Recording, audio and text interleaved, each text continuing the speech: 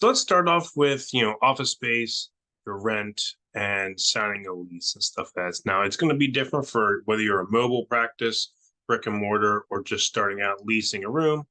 Just to tell you my initial story, one of my patients when I was working at Florida Hospital, I was talking to him and I knew that I was going to open up my own practice. He owned a lot of real estate along this one strip, Maitland Avenue. And he just leased this really nice Mediterranean looking building to a new physician who was a fertility center physician, and he had extra space.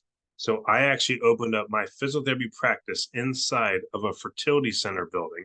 And now to make things even better, I was on the second floor. It was a beautiful building, had so much to offer, but I just leased one room, started my clinic for the first year to two. And then as I grew on from there, I moved on to my own brick and mortar place. But, to start off with, if you're not going to go mobile, I recommend you just leasing one treatment room to start.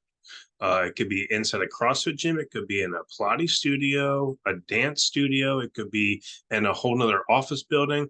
All you really need to start is just one room to get things started. So I started off with that, and I'll attach pictures here below of my treatment room of what it looked like.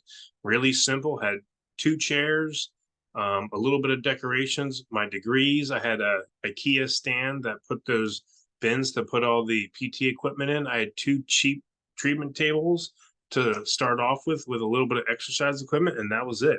It was just a manual therapy with a little bit of exercise and a private one-on-one room, just working on treatment that way. And I had two extra chairs there in case family members were there or they had kids. But yeah, I started out in one room with two treatment tables and I made it work. So whether you're starting out in a CrossFit gym or in any gym or in a studio or in a business building, it's okay. You can start out with one room just to get things started.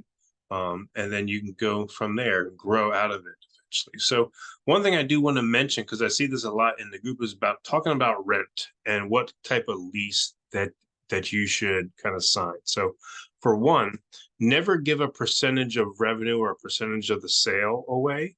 Always have a fixed lease. So that means that you're only paying like $500 a month or $1,000 a month. Okay. Never give a percentage of revenue away. That's just insane that some people would even ask a starting business owner to even do that, but they're trying to make ends meet too. But as a simple principle, never give a percentage of revenue away or a percentage of the sale. Try to negotiate it as a fixed rent, and only sign a 1 month lease at a time, maybe even like a 6 month. I mean, sorry, not a 1 month, 6 month to 1 year at minimum, because hopefully you'll be able to grow your practice and move out of that one room into like a brick and mortar building within a year, maybe even 2 years and stuff like that. So I would sign, no shorter than a 6 month lease, and I'd try to keep it to like a year lease if possible, with a fixed rent amount that you can negotiate back and forth. I negotiated.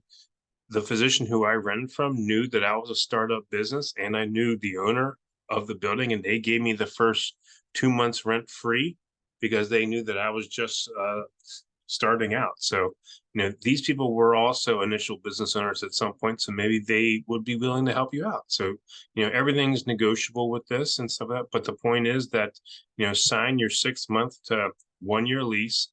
It's a fixed rent amount, and kind of go from there and try to keep your expenses as low as possible. You can even go as like a scaling rent. Hey, can I have the first, say they say that they want $600 a month rent for this one room.